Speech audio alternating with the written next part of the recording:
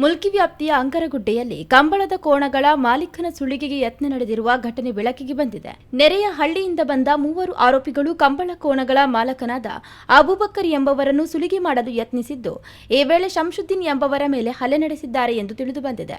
ಗಲಾಟೆ ಉಲ್ಬಣಿಸುತ್ತಿದ್ದಂತೆಯೇ ನೆರೆಹೊರೆಯವರು ಧಾವಿಸಿ ಶಾಂತಿಯನ್ನು ಕಾಪಾಡಿದ್ದಾರೆ.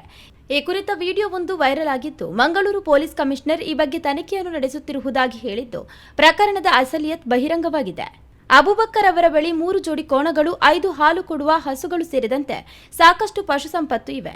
ಇತ್ತೀಚೆಗೆ ಅವರ ಕೋಣಗಳು ಕಂಬಳ ಸ್ಪರ್ಧೆಯಲ್ಲಿ ಬಹುಮಾನ ಗೆದ್ದಿರುವುದು ಆರೋಪಿಗಳ ಗಮನ ಸೆಳೆದಿತ್ತು. ಈ ಹಿನ್ನೆಲೆಯಲ್ಲಿ ಆರೋಪಿಗಳು ಬಂದಿದ್ದರು ಎನ್ನಲಾಗುತ್ತಿದೆ. ಸುಲಿಗೆ ಪ್ರಕ್ರಿಯೆಯ ವೇಳೆ ನಡೆದಂತಹ ಗಲಾಟೆಯಲ್ಲಿ ಶಂಶುದ್ದೀನ್ ಗಾಯಗೊಂಡಿದ್ದು, ಪುತ್ರ ಅಬೂಬಕರ್ ಅವರನ್ನು ರಕ್ಷಿಸಿದ್ದಾರೆ ಎಂಬ ಮಾಹಿತಿ ಲಭ್ಯವಾಗಿದ್ದಾಗಿ ಆಯುಕ್ತರು ಮಾಹಿತಿ ನೀಡಿದ್ದಾರೆ.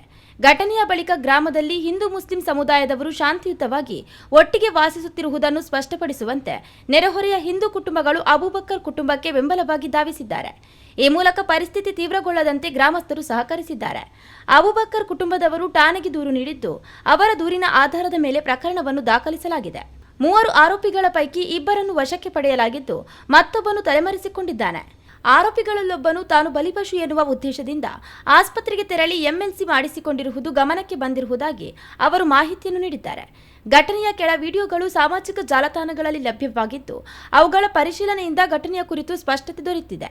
ಎಲ್ಲ ವಿಡಿಯೋಗಳನ್ನು ಪರಿಶೀಲಿಸಿದ ಬಳಿಕ ಇನ್ನಷ್ಟು ವಿಚಾರಗಳು ಹೊರಬರುವ ಸಾಧ್ಯತೆ ಇದ್ದು, ಅದರಂತೆ ಮುಂದಿನ ಕ್ರಮವನ್ನು ಕೈಗೊಳ್ಳಲಾಗುವುದು ಎಂದು ಕಮಿಷನರ್ ಸುಧೀರ್ ರೆಡ್ಡಿ ತಿಳಿಸಿದ್ದಾರೆ. 2 ಆರೋಪಿಗಳ ವಿರುದ್ಧ ಈ ಹಿಂದೆಯೇ ಗಂಭೀರವಾದ ಸ್ವರೂಪದ ಪ್ರಕರಣಗಳು ದಾಖಲಾಗಿರುವುದು ತನಿಖೆಯಲ್ಲಿ ಬೆಳಕಿಗೆ ಬಂದಿದ್ದಾಗಿ ಪೊಲೀಸ್ ಆಯುಕ್ತರು ತಿಳಿಸಿದ್ದಾರೆ.